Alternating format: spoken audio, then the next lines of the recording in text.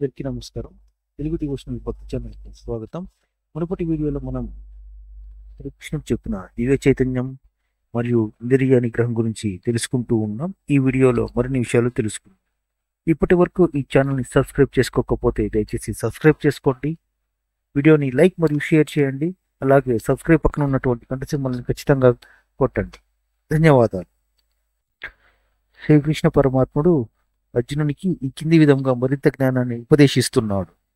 ఓ అర్జున, ఇంద్రియాలు ఎంత బలమైనవి, ఉగ్రమైనవి అంటే వాటిని నియంత్రించడానికి వివేకవంతుడు చేసే ప్రయత్నంను కూడా అవి బలవంతంగా ఆపగలుగుతాయి. మరింత వివరంగా చెప్పాలి అంటే ఈ భౌతిక దేహం అనే రథంలో జీవుడు ప్రయాణికుడు, బుద్ధి సారథి. బుద్ధి ఎటువైపు ఉంటుందో మనిషి అటువైపే వెళ్తాడు.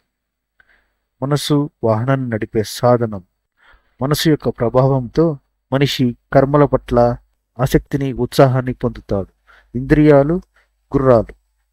ఈ విధంగా బుద్ధి మరియు మనసు ప్రేరేపించిన విధంగా మన ఇంద్రియాలు కర్మాచరణను కావిస్తాయి.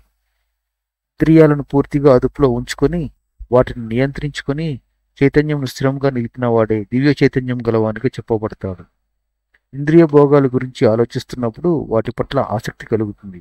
అట్టి ఆసక్తి నుండి కామము, ఆ కామం నుండి క్రోధము కలుగుతుంది. క్రోధం నుండి పూర్తిగా మోహము, మోహం నుండి స్మృతి భ్రమ కలుగుతుంది. స్మృతి భ్రమించినప్పుడు బుద్ధి నశిస్తుంది.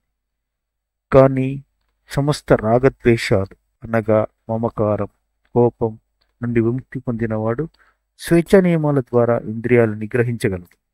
ఈ విధంగా సంతృప్తి చెందిన వాడికి త్రిగుణాలు అనగా సత్వ, తమో, రజోగుణాలు ఏ విధమైన ప్రభావాన్ని చూపలేవు. ఆ జీవి బుద్ధి సుస్థిరమవుతుంది. కావున ఎవరికి ఇంద్రియ భోగాల మీద ఆసక్తి ఉండదో, ఎవరు సుఖదుఖాల పట్ల సమభావనతో ఉంటాడో, త్రిగుణాలతో ప్రభావితం అవ్వడో, కోరికల నుంచి ఎవరైతే వెలువడతారో అనగా కోరికల లేకుండా ఎవరైతే ఉంటారో, నిష్కామ సత్కర్మలను ఆచరిస్తూ ఉంటారో, కామ మోహ రాగద్వేషాలను కలిగి ఉండడో వారిని స్థితప్రజ్ఞునిగా చెబుతారు. అట్టివారే నిజమైన శాంతిని పొందుతారు. ఇది ఆధ్యాత్మికం మరియు భగవన్మయమైన జీవితం. ఈ విధంగా మరణశంలో ఉన్నవాడు భగవంతుడి రాజ్యంలోకి ప్రవేశిస్తాడు అని శ్రీకృష్ణుడు అర్జునుడికి తెలుపుతాడు. ఇంతటితో శ్రీమద్ భగవద్గీతలోని గీతాసారం అనే 2వ అధ్యాయం సమాప్తం. రాబోయే వీడియోలో మనం 3వ అధ్యాయమైన కర్మయోగం గురించి తెలుసుకుందాం. నమో కృష్ణ, నమో వాసుదేవ. కృష్ణం వందే జగద్గురు.